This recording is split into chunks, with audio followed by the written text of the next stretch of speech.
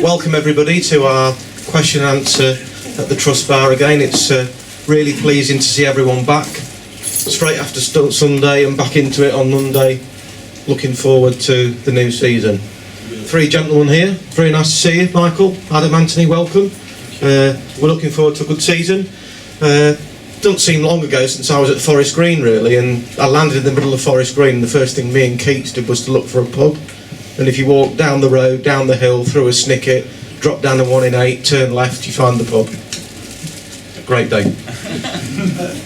Great result as well. Awesome. Burnt me head though. So, let's crack on then, and we'll try and do some topical ones first. Very topical this one. With the sad news of Elliot's injury, has this changed your recruitment plans? And also, how long do you expect the recovery to be, Michael? Am I taking the microphone? See if you're ready. Well, firstly, before I answer the question, I just want to say it's lovely to see everybody again. We're looking forward to the season as well, and I'm really pleased to be flanked by these two gentlemen who've joined us, and I'm really pleased to have them with me for this year. Regarding Elliot, look, it's incredibly sad for him and for us. We were very excited about signing Elliot. I think there were several clubs wanting to sign him, and we put a lot of energy into securing his signature. So there's no escaping the fact it is very disappointing. But this is football, and these setbacks come along every so often, and it's important for him and for us to overcome the setback as best we can. So for him, first and foremost, we need to support him and give him the best possible treatment and rehabilitation process that we can. And also psychologically, because he's got to get his head around the fact that the games are going to start and he's not going to be involved at the start. So we'll do all we can to support Elliot. In terms of the length of time, ACL injuries can vary, but what I do need to say is it is a serious injury, and it is going to be a lengthy period of time before he's able to play for us. What was the second question? Our recruitment. Yeah, I'm sure there'll be lots of questions about recruitment. Does it change our plans? Not really, no. I mean, obviously we're one midfielder down from where we were prior to Elliot's injury, so there might be a slight shift in one or two areas that we're looking at, but overall we still have a strong midfield department, we think, so we're not going to radically change the direction that we're going in. Thank you, and I think everyone here and all the fans wish him a speedy recovery, Michael, as soon as he's fit. This is a bit topical from today, I think, anyway, but we'll throw it in. Are there any developments on the player from Motherwell signing, Ryan Bowman, which I'd already read a little bit about today anyway?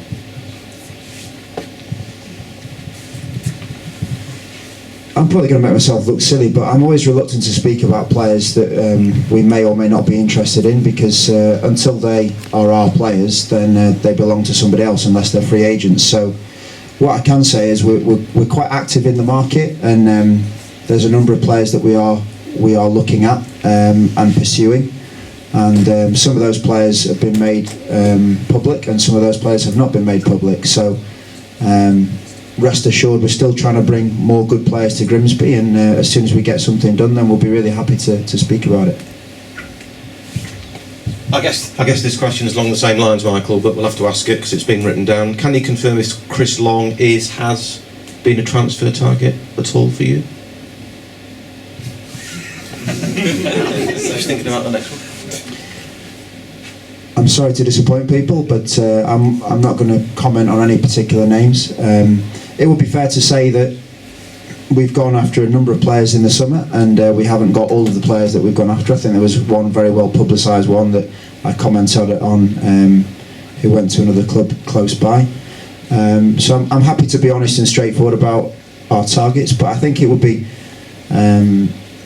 wrong of me to speak about players that might not necessarily have decided their futures yet, if we may or may not be interested in them. So we're working really hard to bring good players to Grimsby. That's all I can really say.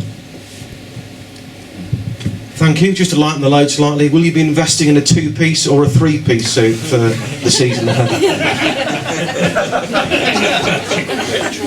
I've got some competition on the touchline now because Anthony used to wear a suit when he was at Woking, but yeah, it's up to Mrs. Jolley actually exactly what I'm going to be investing in, because she does the budget.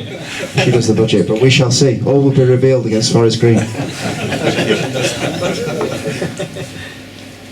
Just in relation to planning for the future, I mean, I think we've seen an example of this anyway towards the end of the season. Are you planning on taking the team down the same road in principle as the Barnsley, Bournemouth, using mainly homegrown talent?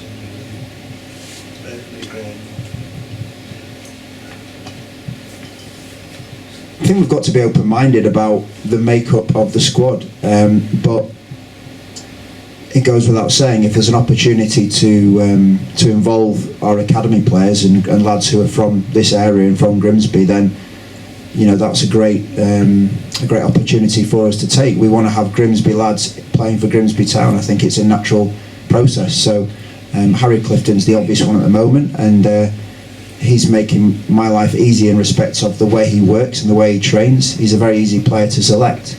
It's up to our other academy players and other young lads from Grimsby to step forward and show that they can do what he's started to do. So we would like to put Grimsby lads in the team, but they have to be good enough to help the team move forward.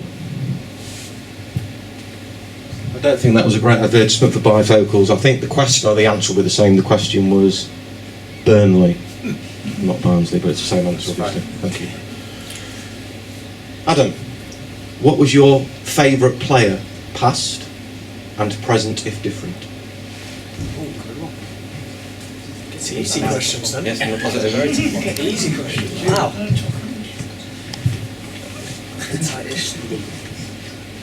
That's not brilliant. You're on the spot now. Take your time. There's a game tomorrow night.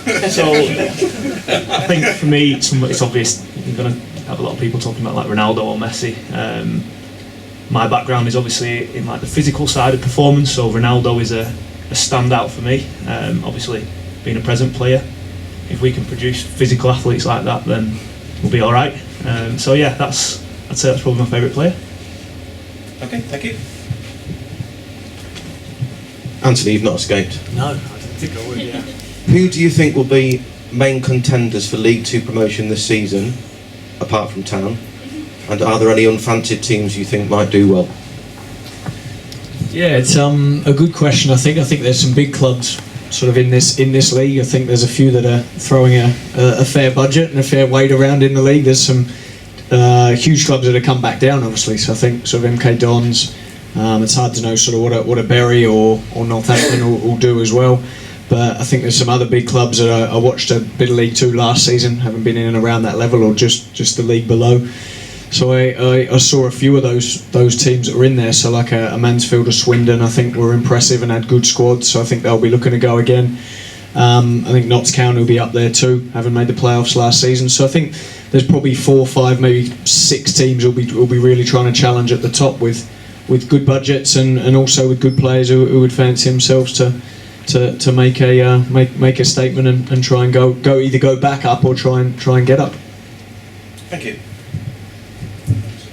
Michael, just to get you on the ITV panel, reflecting on England's semi-final v Croatia, would you have done anything differently to Gareth Southgate in terms of selection, tactics, or subs? 3-piece suit. I mean, there's no easy way of answering this, because however I answer it's going to come across.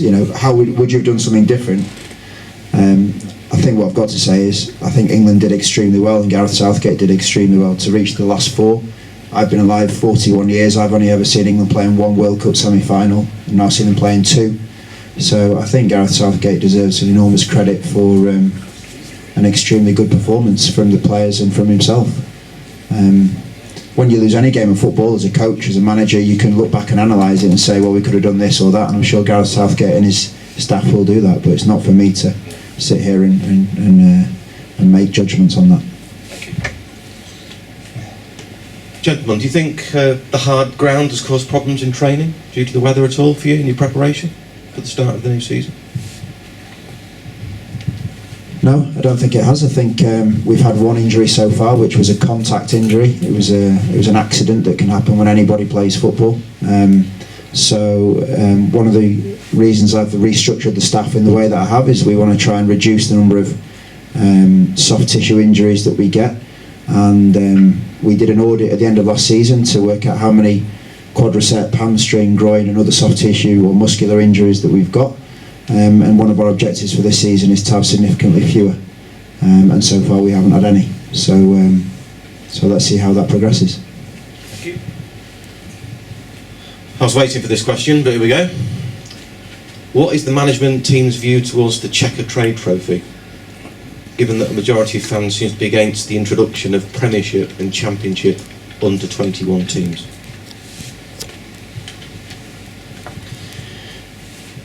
Our view is we want to be competitive on all fronts. So whether it's the League, the FA Cup, the League Cup or the Checker Trade Trophy, they all represent opportunities for us to go out and win games of football and progress and move forward as a team and as a football club. So that's what we intend to do. Thank you. Adam, what is your view on VAR? Penalty or no penalty in the World Cup final? I've had a look. In general, VAR, obviously, if it's quick, it's only going to enhance it. So I think that it's probably going to be positive in the future. But in the moment, it's maybe causing more problems than it's solving. For me, no penalty. I don't think he would have had time to move. Thank you. Kenny, do you want the microphone for your question? Oh yeah, go on then. Yeah. Sure, I didn't unless you realise I want had to write it all down. Yeah, you do really. There you go. Evening, lads. Hi. Evening. It's about pre-season friendlies, really. Unfortunately, beyond the club's control, we've had a couple of games cancelled. Now, I'm not going to really go into this season, but over the previous 3 seasons, and you're not in no control of that, Michael, but we've got a big Belgian supporters club, really, who come over and they're very boisterous, have a good time, etc. And their club president has invited Grimsby Town at youth level and first team level to go over to Belgium and play a pre-season friendly or play in the international tournament for the youth cell. Would you be interested in doing this next season? Obviously it's too late this year now. Thank you. Yes, we would. Yeah. I think we had the week that we had down in Warwick, which was a good week to get the lads away, and we had a really positive week in terms of the load that we were able to get through the players and the work that we did. But no, I think most clubs now do either go overseas for a tour or some games in pre-season, so we'd certainly be open to that. As always, you've got to be mindful of financial constraints, but if we can afford to do it, then yeah, we'd love to do that, yeah. You was thinking of a pre-season tour or something, yeah? No, yeah, we'd be very open to that. Thank you. Question for Michael and Anthony. With your joint experience of developing young players in the club academies, what is your proudest achievement to date, whether it be an individual player going on to play at a higher level or collective as a team? So we're individual or team, was it? Individual or collective as a team. I'd probably say I've had a couple of experiences. I've been very fortunate. I joined Southampton in 2010 as the full-time under-14s coach and was able to work all the way through the ages from sort of 18s and 23. So I was fortunate during that time. The under-16s of that year when I first joined were Luke Shaw, James Ward-Prowse, Callum Chambers. So I was fortunate to work with a lot of those guys, which was great. They sort of set the benchmark of where sort of good players or some of the better players I'd worked with were. And probably one of the proudest moments was when James Ward-Prowse, someone who I worked a lot with, made his debut in the opening game of the season against Manchester City, away from home, and was faced with Yaya Toure, something we hadn't really discussed in training in those previous years before that. But he was such a good lad, and it just showed me that attitude was really important when it comes to young players, not necessarily ability, because he wasn't the quickest or the fastest or necessarily technically the best, although a good player obviously, but he just had a great mindset, good focus, he was a learner. And to see him go and play on that bigger stage, I was very, very nervous for him, but we had a good chat on Monday afterwards and was really pleased. So I think whenever you work with a player or you have a tiny input in their development, and then you see them go and play at the highest level. I think it's always a proud moment. So probably that one I could say would be the one that would really sit with me. Two parts to the answer for me. I think firstly, from a team perspective, what we achieved collectively last season at Grimsby, I think was a big achievement, because the team was in a difficult situation, and we did well towards the end of the season.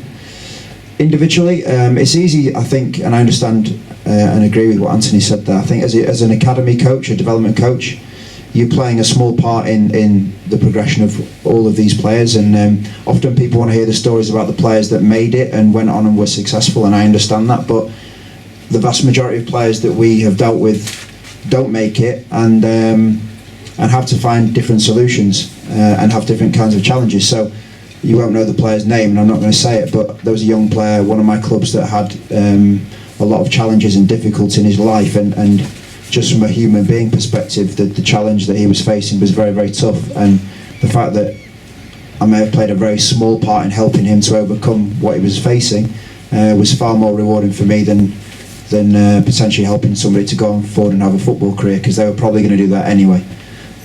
So we're in a very human business, and we have to take care of our players and take care of our people, and that's what we try to do. Thank you.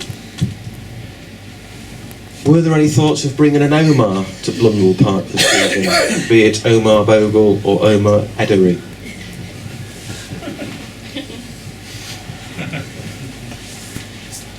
Conscious that Omar Bogle was a good player for Grimsby. I've said previously I'm not going to comment on any players that we may or may not be signing, unfortunately, because it wouldn't be fair or right of me to do so, especially when they're contracted to other clubs. We wouldn't particularly want other clubs talking about our contracted players. In the case of Omar Edery, I've worked with him before, and I'd say he's a good player, but I'm not going to speculate as to whether we were interested in him or not, I'm afraid. Thank you. I think I will have to filter some of the questions out we've got in relation to that, because obviously Michael's quite rightly going to give the same answer in relation to all those questions that have been asked about specific players. So if you've put a question in, or done one online, or you're on the stream, then obviously if that question doesn't get asked, I apologise, but it's only right that we're not playing our hand, so to speak. One question that has come through, Michael, and I think we all know you're on this really, but the only thing that worries is the lack of a stellar signing of a striker. Is the money what the club got for Dembele going to be available to improve your squad at all?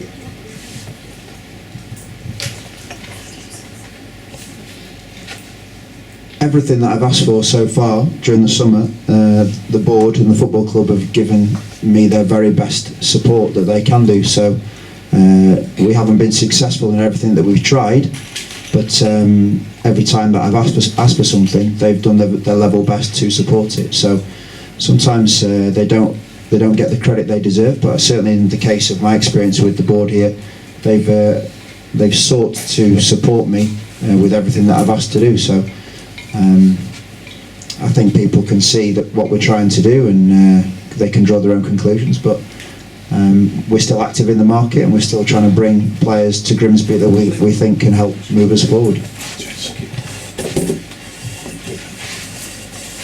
Did Andy Warrington leave for Lincoln as an intention, or was he going to be replaced anyway? Can you tell us? No, we were sad to lose Andy. Andy is a very good person, and he's very good at what he does. He's a good goalkeeper coach, and he'd got a close relationship with James, our number one goalkeeper. So we were sad when Andy informed us that he decided, for his own reasons, he wanted to move on to pastures new. We respect that, and we wish him well for the future. And obviously, once he'd made that clear, we were in a position where we needed to move forward and try to replace Andy. And I'm really, really happy with the replacement that we've got. I think in Sam Russell we've got a very, very good goalkeeper, and also somebody that's near the beginning of his coaching career but has some good experience as a coach and can certainly add to the team of staff that we've got. And whilst I'm speaking about that, there's obviously three of us sat here, but also Greg Howard, Dave Moore and Sam are all very important members of our team of staff, and I'm very, very happy with the staff that I've got for this season. The this is a question that's been sent in, Michael. I think it's everyone. It reiterates what everybody says, really. That well done with your start as Grimsby Town boss.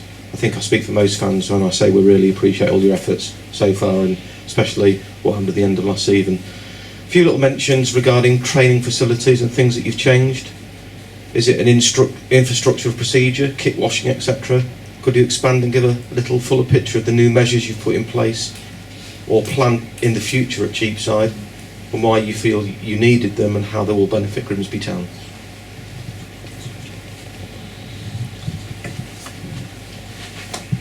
I think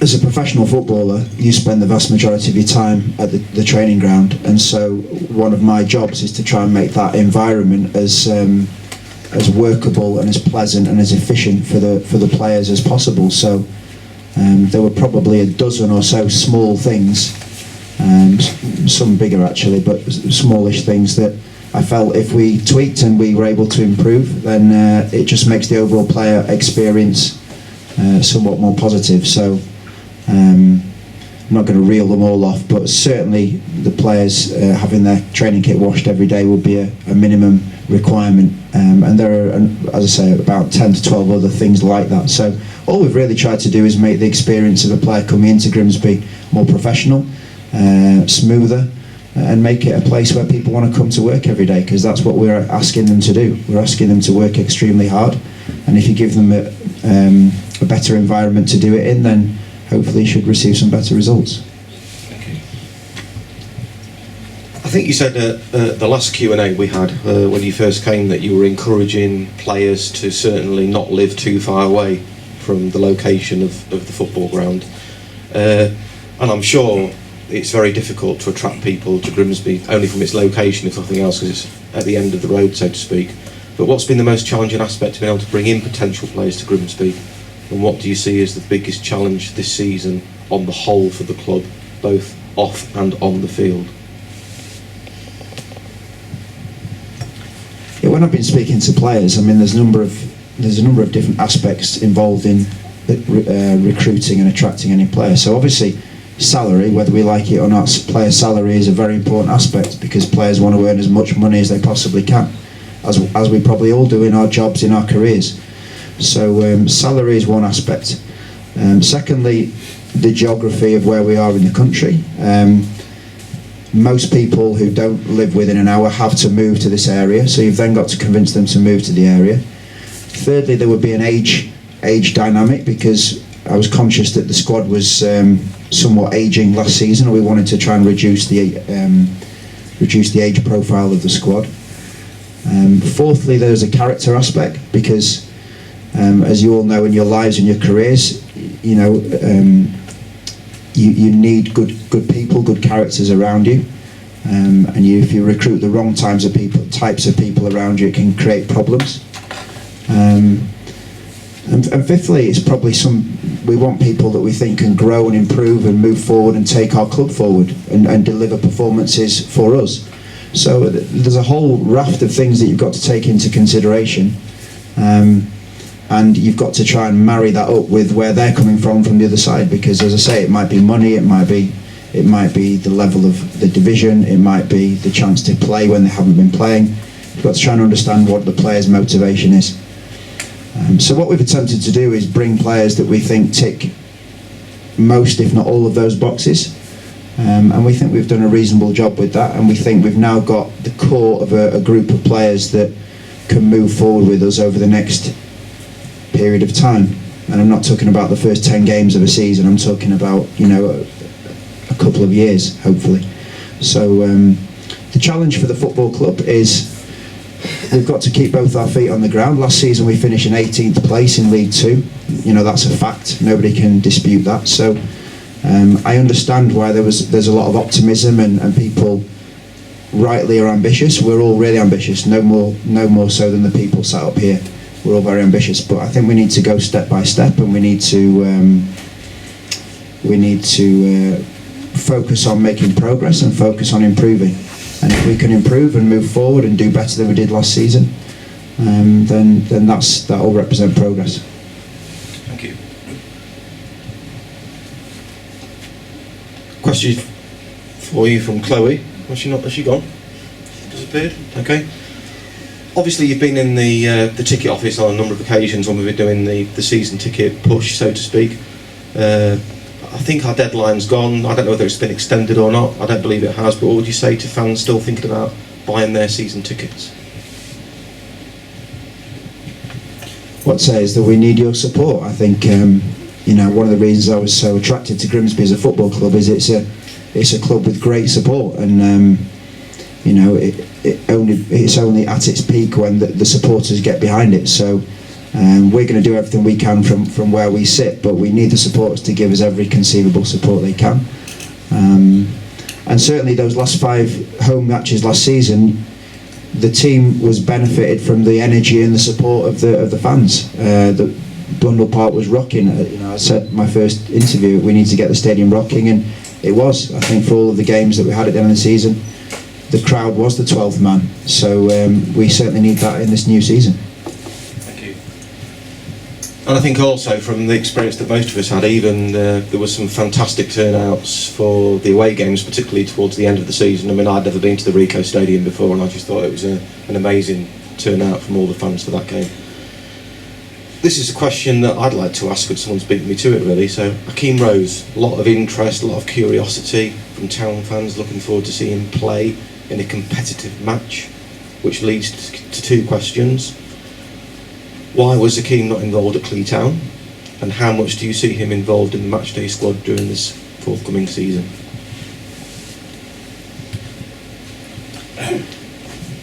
Akeem's a young man who's a player with great potential. He's what we would consider one of our development players, so he's still very young. He's got a lot of potential, but he's very raw, and he's got a lot to do in terms of his development to try and get up to the same level as some of the other players that we've got who are more experienced and more established. So we're using this pre-season as an opportunity to assess Akeem. It's the first real opportunity I've had to see him in detail over an extended period of time, because he was in and out of the training last season in the last 10 weeks or so when I arrived. So we're open-minded on the exact pathway that Akeem takes this season, but people should remember that he's still extremely young, and he's got a lot to prove and a lot to do in terms of establishing himself in our first team. Thank you. I know you said when we spoke last time, Michael, that you'd moved locally, or were in the process of moving locally to the town. But a burning question from 1 or 2 of the people sat in the audience is, have you been for a pint down Freeman Street yet?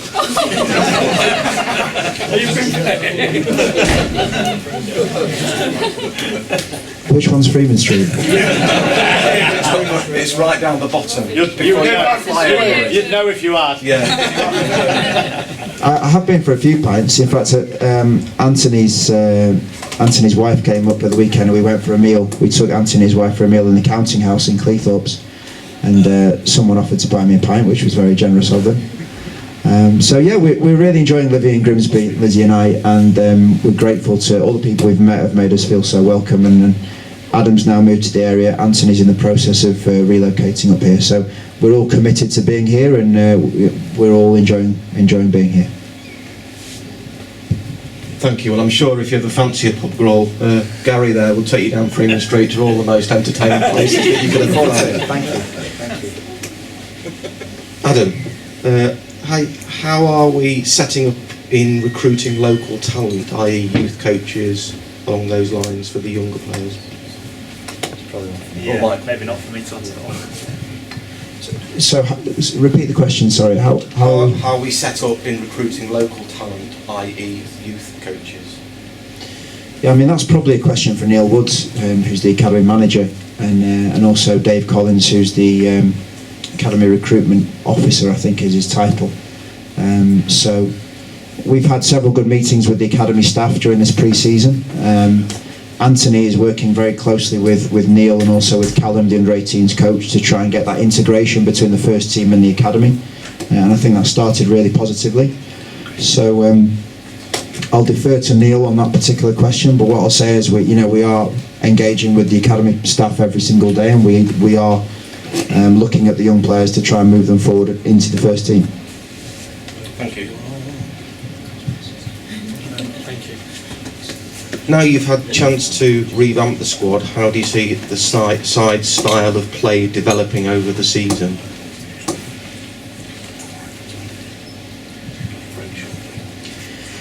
Yeah, a couple of things on that. So there's clearly been a lot of change both in the staff and in the makeup of the playing squad.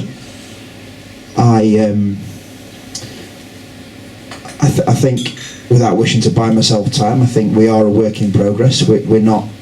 It's going to take some time and probably more than one transfer window to get the squad exactly where we want it to be. And I hope people will be patient with us in that respect. In terms of playing style,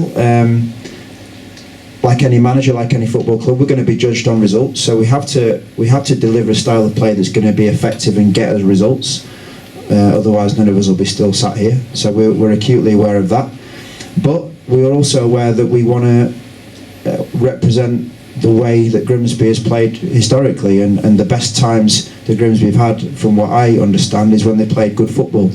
So we want to try and play good football wherever we possibly can, but we've also got to be mindful that we need to win football matches as well and do whatever it takes to do that. So there's a balance to strike within that.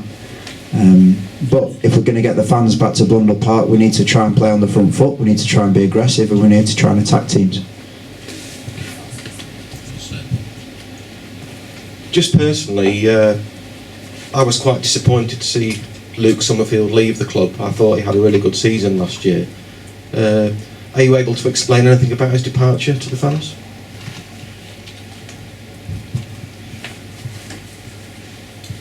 Yeah, I think it speaks volumes about how we felt about Luke Summerfield, that we made him a contract offer for this season, because there were several other players that did well for us at different stages last season that we didn't offer contracts to.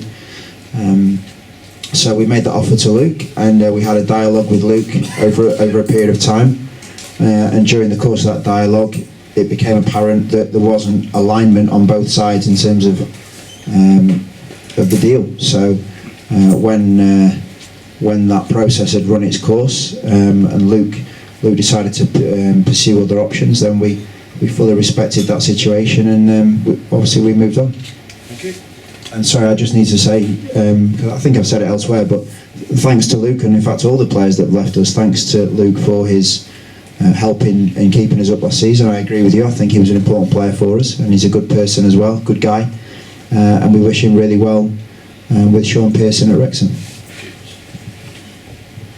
This is quite a lengthy question, Michael, but I'm not sure it will sit with you really, but I'll ask the question in a shortened version. Has the subject of the new stadium ever been discussed with you as the manager of Grimsby Town?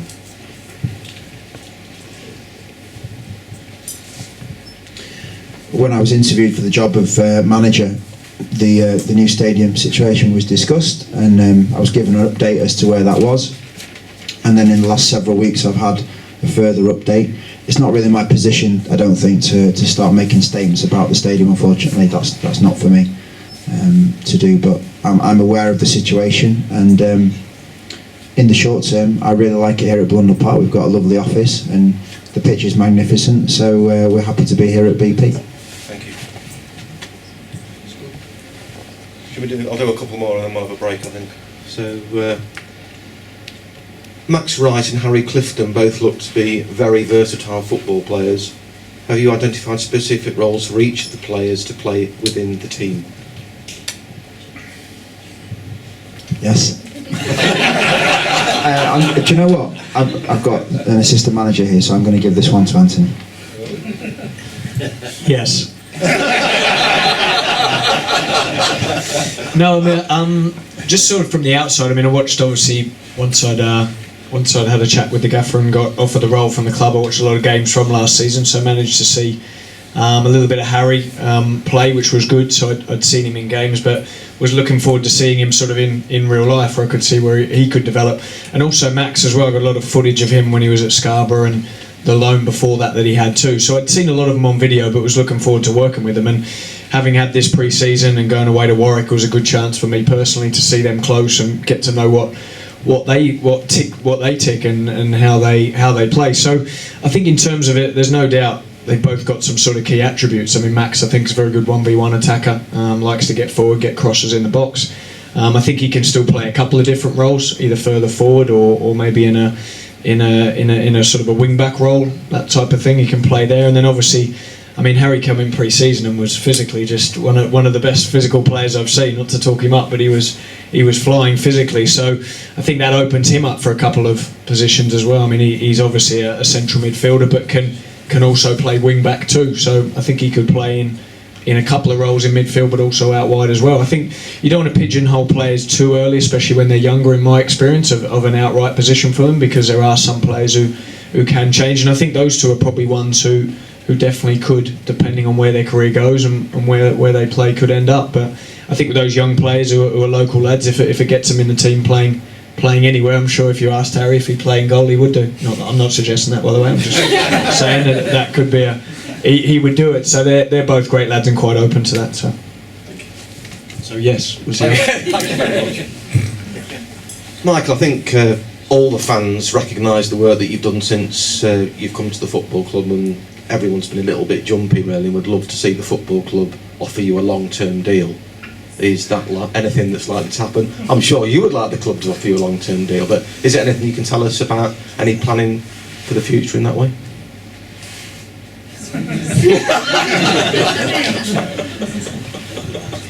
No, listen, I think that's really kind of you to say, and the other people have said that. It's a very generous thing to say. All I can say about that is that's not a question for me to answer, but I'm fully committed to Grimsby Town. I'm delighted to be the manager. I'm really proud to be the manager of Grimsby. I think it's a great football club and we love working here, so that's all I can say. I'll ask it anyway. Is the lack of competitive friendlies a concern? People say there's been a lack of competitive friendlies, but for the next 2 weeks we've got two games a week. So we've got a game tomorrow against a team that was in the Championship last season. We've got another game on Friday that's behind closed doors. We've got another game on Tuesday against Doncaster. We've got another game at the weekend at Gainsborough, and then we play Forest Green the week after, and we've obviously had a warm-up game already down at Cleethorpes. So we wanted to get the right balance between the amount of physical training that we do and also tactical training, because we're going to have to be adaptable and have a number of different strings to our bow this season, and pre-season's the best opportunity to put that work into the players.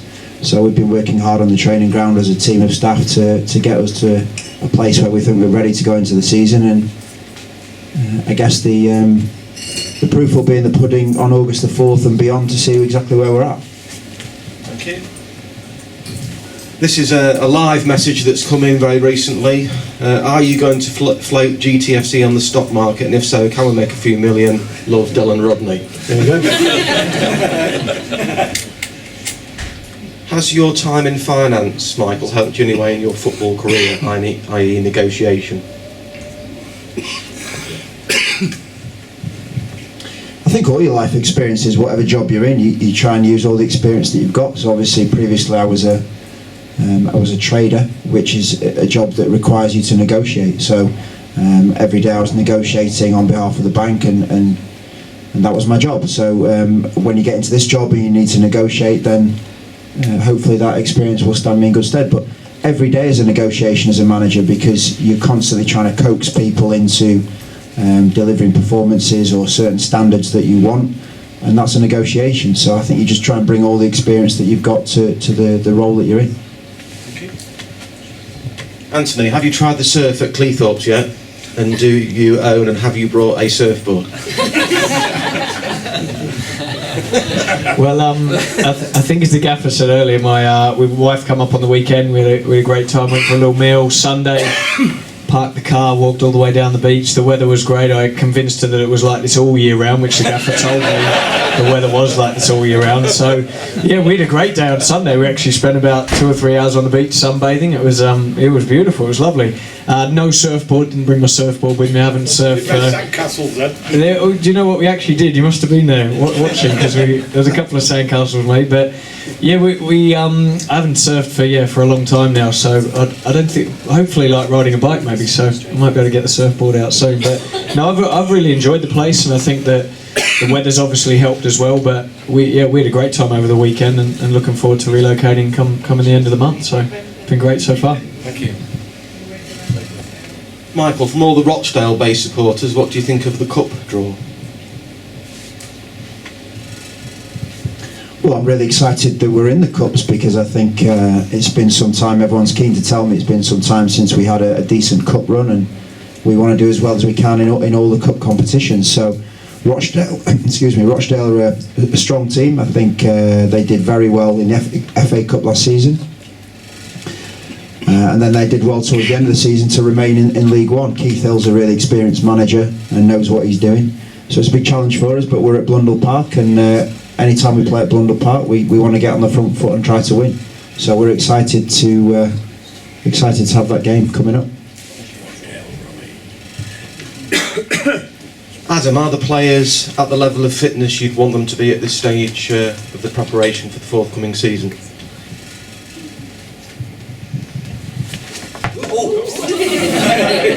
Nearly another injury. Yeah, definitely in good shape physically. I've obviously seen players that have played League One and higher. I'm confident in saying that this group is probably the fittest that I've worked with, and that's credit to them. They obviously worked really hard over the off season. We've put them through the paces as well. There's been a few days where they'll have gone home and slept well that night, but we're in a good place, I think, to go and excel physically. Definitely, that's obviously something that the manager wants, so it's really important. And yeah, I think we can be really positive about the physical shape that we're in. Yeah. Michael, Alan Buckley watches a lot of games. Would you ever look for advice from Grimsby's most successful manager? Yeah, I've spoken regularly with Alan. I know Alan a little bit, because when I was doing my UEFA Pro licence about 4 years ago, I did a project, and it was based around the managers who'd done 1,000 games in league football. So I came up to Grimsby and interviewed Alan, and he was very generous with me at that time. And I also interviewed Laurie McMenemy as well, so two legends from Grimsby Town. And I think at the time there were 19 living managers who'd done 1,000 games, and I think I managed to speak to about 15 of them. So it's a great process for me to go through. And then when I got the job at Grimsby, Alan and I obviously reconnected at that time, and his grandson is in our academy, so he pops down the training ground fairly regularly, and also he's got an open invitation to come to the training ground and have a cup of tea with myself and Anthony and the other staff. And it would be foolish of us not to tap into the experience that he's got as a very experienced football man and a very experienced Grimsby man. A lot of fans were surprised at the release of Zach Mills. Can you shed any light on this, please? I think any football decision, ultimately as a manager, you're paid to make decisions amongst other things, and a lot of the decisions we made towards the end of last season were marginal calls. You know, some people, and Zach will be one of those, it was a marginal call. We just felt, in terms of where we wanted to get to, that it was right for us to move on from Zach, and it was right for him to go and play football elsewhere. And I think he signed for Morecambe, and we wish him really well there. I hope he has a good season there. And you know, football is a game of opinions at the end of the day, and our view was that we wanted to move in a different direction, and that's the short and long of it. I mean, preparation's really important in football, isn't it? But finance is kicking as well. Do you think you will have the opportunity as much as you possibly can to train properly and stay overnight prior to games, as and when it's necessary, particularly the longer trips?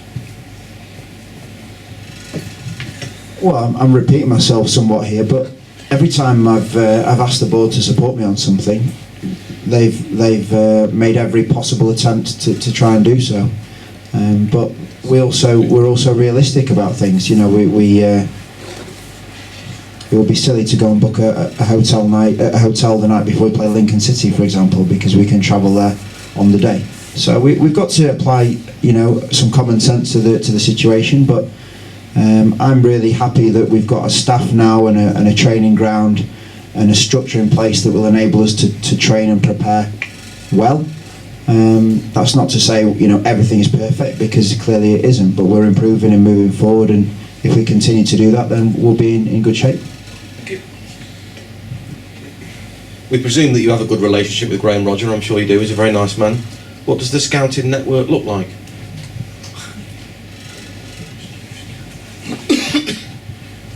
Yeah, one of the nice things about working at a club like this is you get to meet so many people that have strong connections to the club. So I'm very aware of Graham's history with the football club, and as you rightly say, he's a very nice guy, a true gentleman, and I've got a very strong relationship with him. So I speak with him very regularly, almost daily, and he's been very helpful in giving his views on recruitment and players and teams, going back to last season as well. So in terms of the structure, Graham's, I think his official job title is Chief Scout, and that covers both viewing potential signing targets and also viewing upcoming opponents. And Graham has a couple of individuals who he liaises with in different parts of the country that assist him in that process and feed information back up the chain. So we're quite a tight team in terms of scouting. The last comment on that would be Anthony still has a base in the south for the time being. I've got people that I know in different parts of the country, and between us, whether it's ourselves or people that we know closely, we can lean on other people to get us the information that we need. Thank you. You always get a stats question, don't you? Always. It's 3 points for a win, which, in the opinion of the writer of the note, makes a draw a waste of time. It's 37 years since the introduction, and it really doesn't make a great deal of a difference. What do you guys think about the change when it happened from, obviously, 3 points for a win, 1 point to draw? I'll ask you.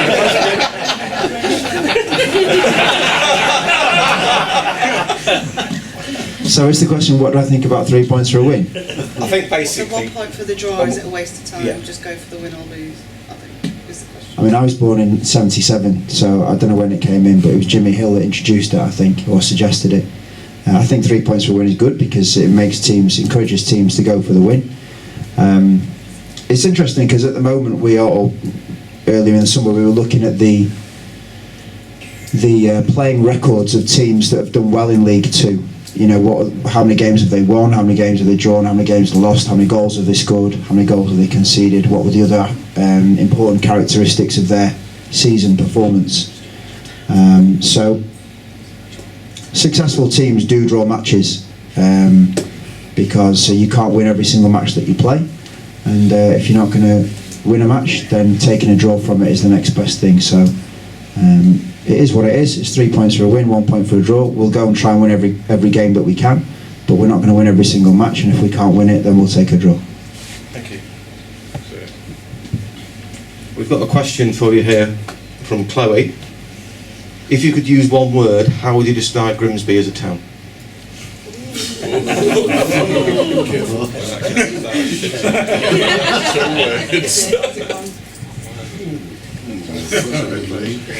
You can say Cleethorpes. I'm not really able to do it in one word. The word that comes to mind is community. It is a town in terms of it's a place and people live here, but it is a community, and it's made up of a network of people who are families and businesses, and it's a place where people are proud to live and proud to work and proud to come from. In my previous career, one of my very best friends in that industry was from Grimsby, and that's all he spoke about, the fact that he was from Grimsby. So people are really proud of this area, and we understand that, and we're all proud of where we come from, but we understand we work for Grimsby and we're representing the people of Grimsby. So the community is very strong, and I think the football club is at the heart of the community, and when Grimsby Town are doing well, then that's good for Grimsby. I was listening to Radio Humberside fairly recently, and listening to the story about the new wind farm the offshore wind farm, about the energy that's being created. About 1 million homes are being energised or powered by the new wind farm at Grimsby, and I think maybe energetic would be a good word, because it's a community and a place that doesn't always receive the best publicity, but for me it's a place where there's a lot of energy and a lot of passion, and it's a strong community. If I could, just probably the one word would be sunshine so far since I've been here. 3 or 4 weeks I've been here, it's been amazing. But, yeah, I know, I can only go on what I've seen so far. But no, just to follow on from the gaffer would be that, yeah, since I've been here, I've been not surprised and shocked, because I'd heard it would be true, but how supportive everyone's been of us who have sort of come in who have been new type. To whether it's here at the stadium, at the training ground, the people there are great, meeting people in town, or even just the people at the hotel just can't do enough for you and help you out and just really sort of want you to do well. So I get the feeling it's an amazing community club, and I think the word sort of family club gets bandied about a lot. Every club's a family club, but I really think this is as close to a family club that I've ever seen or been involved in. So yeah, so I'd add that if I could. And we're all very passionate about the football, definitely. Yeah. I've had to take quite a lot of questions out in relation to potential targets for what Michael have said, so I've basically run out of questions. So has anyone got any more? Yeah, what is you guys' take on the transfer window nowadays? Because depending on when you're appointed now, it's almost an impossible job. Like when you came in, Mike, it was, you had to rely on players that were out of contract as such to bring in. Yeah, I understand what you're saying, and timing is very important. So you're all aware my last job was in Sweden, and the Swedish season runs from the spring through till the end of the calendar year, to November, December. So the transfer window that they're in at the moment is their mid-season transfer window, so it's the equivalent of our January window. And just as it's difficult for British clubs to replace players in January, it's difficult for Swedish clubs to replace players in the summer. So there are players that I would like to bring to Grimsby that are unavailable to us at the moment, but may become available to us in the future, and actually would have been available to us last January. So in some cases I might have to wait a year or more to try and recruit some of the players that I'd like to, which is frustrating, and timing is an important part of it, but that's just the game that we're in. And I'll reiterate, I'm happy with the business we've done so far. We've still got some to do, but I think we're in pretty good shape at this point in the window. One question that I'd like to ask you is, what's your views on a winter break for football?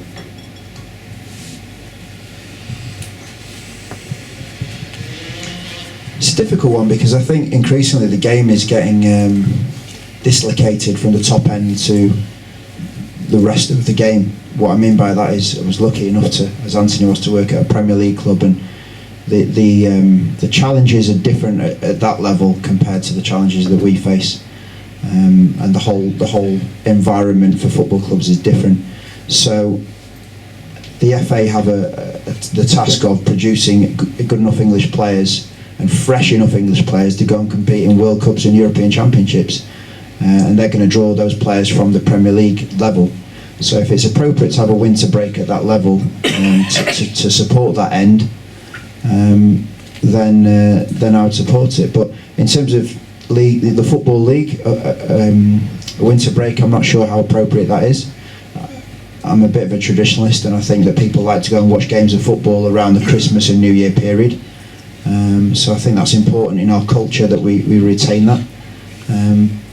But I think they're looking at some kind of staggered solution whereby it's somewhere in January and it's over a 2-week period. So there might be a solution in there somewhere, but overall probably not for the level that Grimsby are at. Don't know if you've got a view on that. Thank you. Any more? Yeah, I've got one, yeah. Do you think there should be a certain amount of English players playing in each team?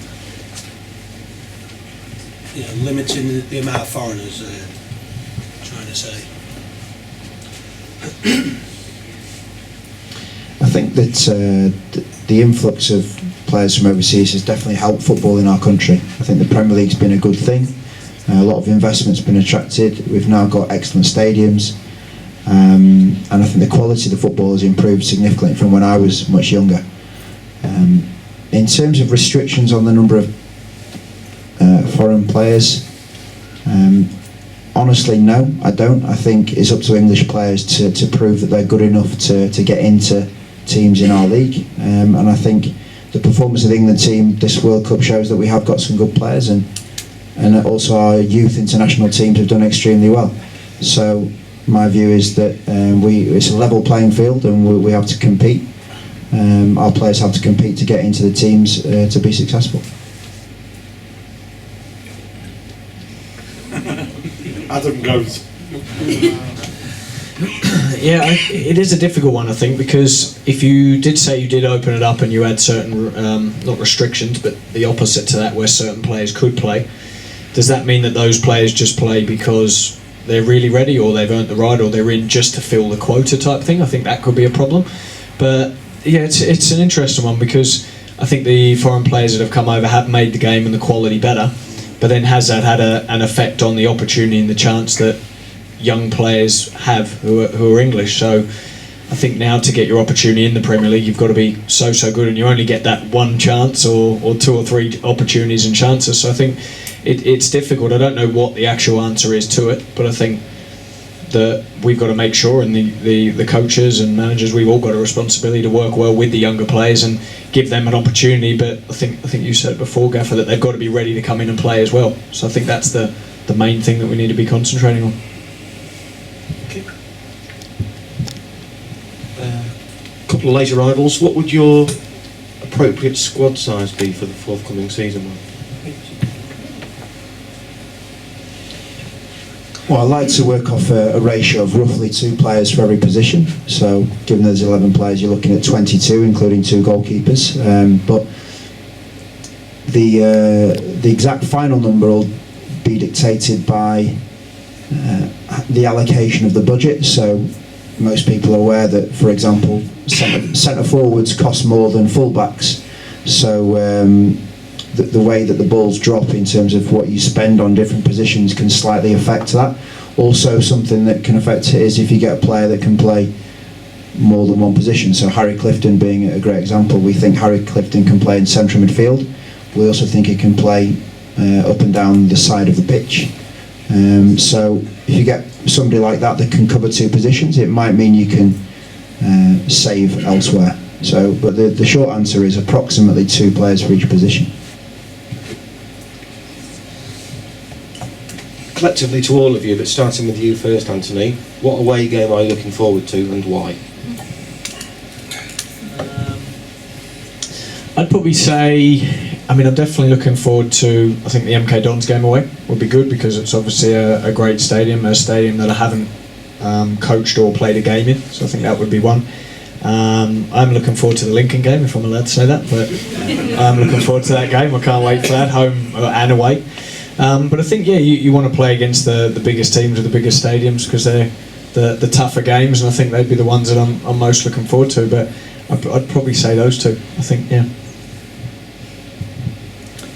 Yeah, I'm going to be boring and say the Macclesfield game, because that's the first game that we've got away from home, and as a manager you have to go one game at a time. So we'll get Forest Green out of the way first, and then we have to concentrate on Macclesfield, and hopefully we're in good shape for whatever game comes after that.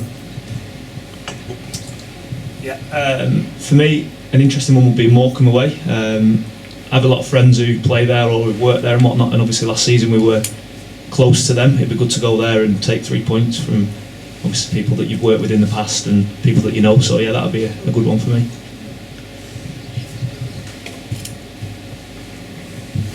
Thank you. Any more? Question on. Yeah, why not? You mentioned we've got a behind the closed door game on Friday. Can you tell us who we're playing? Is it Rotherham? Yeah. It is, thanks. Are we fitting York in or not? No, we can only play one game between Sunderland and Doncaster.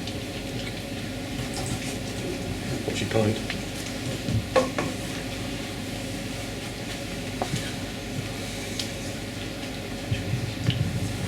when you bought Welsh, was he because of becoming the captain? Did you buy him specifically for that role, or did you just buy him and then look at everybody around him and then pick him as the captain? As manager? Yeah. Yeah. Yeah.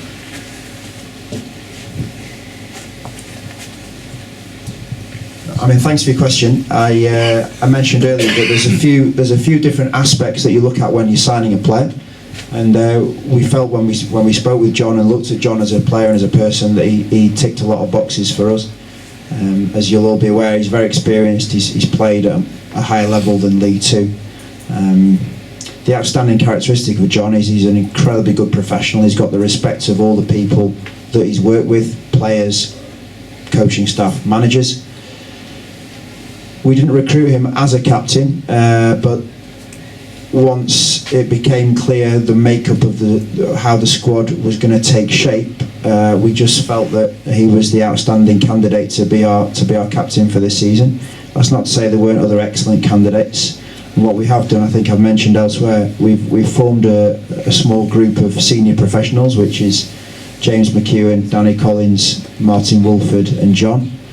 And those four have some responsibility for helping us as a staff to make sure that we're all heading in the right direction. So there's a regular dialogue between Anthony, myself and those four players, and obviously John as the captain is uppermost within that. Okay. Any more for any more? Gary, there you go. A couple of questions, Michael. So, with the success of the set pieces that England had during the World Cup, how much are we working on the training ground on set pieces? And the second one, you've actually replied to me personally on this, around the needless fouls that we were giving away as a team, especially before you came in. I just thought that we were turning over possession so easily and giving opportunity to the other clubs to get the ball in our box constantly. Is that something again that you're working to eliminate? Okay.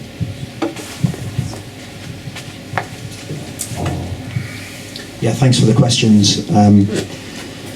Set pieces are an incredibly important aspect of the game, even at the highest level, as you've seen with England's success. So we need to be sure that we're ready to deal with the challenge that teams are going to throw at us in terms of their attacking set pieces, but also try and pose a threat ourselves in terms of set play. So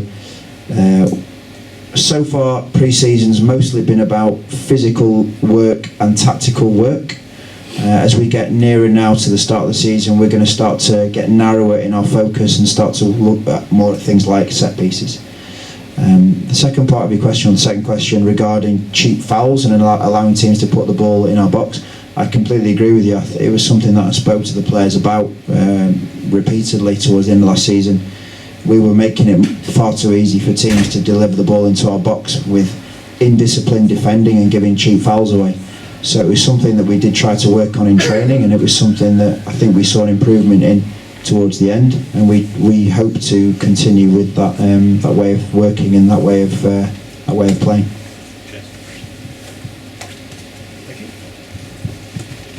Anybody else? What's your views on diving or simulation, as you call it now? If someone was constantly doing it for Grimsby, would you have a word with them, or would you just let it go? No, I wouldn't let it go. I'd be unhappy about it, and I would address it with them. I think it's cheating, and it's not something that I would want my players to do.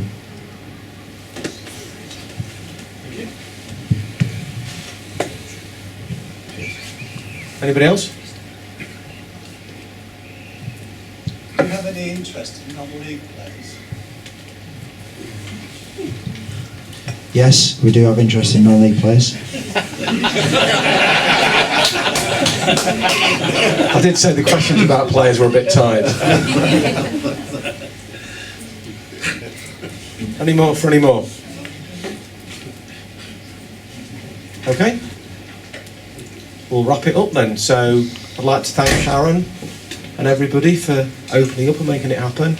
You're welcome. Thanks to everyone that's attended, because you are the most important people, along with yourselves, gentlemen. Thank you very much for attending. It's been great, as always, and we wish you all support, and we'll all be there for you, home and away, come August the 4th. Thank you very much. Thanks very much.